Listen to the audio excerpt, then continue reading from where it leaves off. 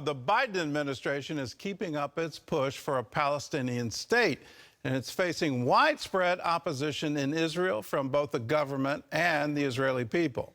And President Biden, he also issued an executive order against individual Israelis over violence in the West Bank. This action comes just as Israel has won a major victory over Hamas.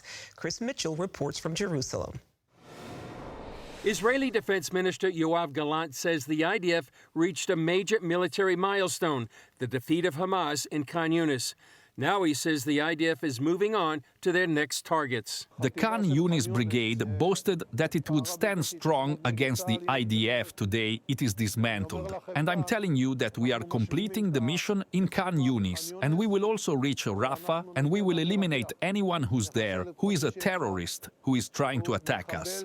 On the diplomatic front, the State Department kept up its push for a Palestinian state and implement a two-state solution. Thomas Friedman of the New York Times reported on what he says is part of President Biden's doctrine for an unprecedented diplomatic initiative to promote a Palestinian state now. UK Foreign Minister David Cameron said Thursday his country could recognize a Palestinian state. That's long been our position. And of course, as part of that, Britain, along with other countries, would recognize Palestine as a country and recognize Palestine at the United Nations. Britain's top diplomat said the UK's recognition could come after a ceasefire in Gaza, without waiting for talks to resolve the Israeli-Palestinian conflict. The push for a Palestinian state comes while Israeli Prime Minister Benjamin Netanyahu rejects it, along with the rest of the government and the majority of the Israeli people who oppose it, as their sons and daughters are fighting the same people who would make up that state. On Thursday, in an unprecedented move, President Biden issued an executive order that targets Israelis in the West Bank who have been accused of attacking Palestinians in biblical Judea and Samaria. That we will also take action on behalf of the United States, both against those who engage in settler violence and extremist settler violence that have been prosecuted by governments and others who have not. Israeli Prime Minister Netanyahu issued a statement that says, in part, the vast majority of residents of Judea and Samaria are law-abiding citizens, many of whom are fighting right now in active and reserve duty to protect Israel. Israel acts against all violators of the law in all places, and therefore there was no place for drastic steps on this matter.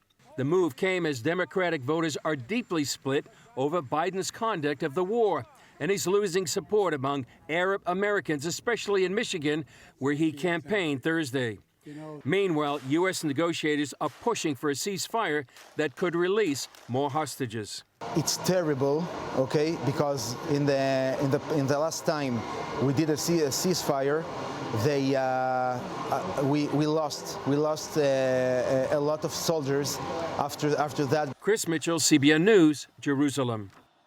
Well, I think this kind of plan has been tried before, and I've said it, I'll say it again. Back in 2004, during the Bush years, let's create an independent Palestinian state. Let's use Gaza as an example.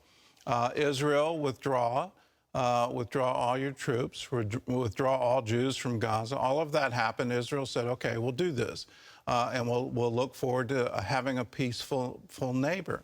And then, to the amazement of the State Department and the Bush administration, in 2006, with free and open elections, they elected Hamas. They elected a terror group. And the population said, we want to be ruled by terrorists who will vow to wipe Israel off the map. That ideology hasn't changed. And in the wake of October 7th, all the Palestinians in the West Bank are saying, we are Hamas.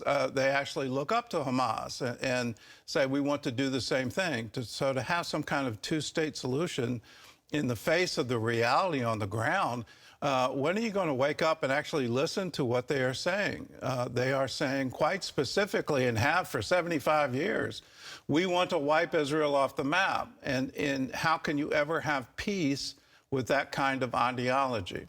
The sanctions against Israeli citizens who have perpetrated violence, there are 4 people who have been targeted by this Biden order. I view it as, frankly, a political stunt because it's an election year. My question to the State Department, my question to the administration, what sanctions have you imposed on the terrorists coming out of Palestinian territory and killing innocent civilians in Israel? Are you applying this standard even-handedly? Are you denying them visas? Are you denying them access to banking and trade and all of these other things that you're trying to impose on these 4 individuals? It's clear who they are. They've been identified. You know them. Why aren't you applying this thing equally?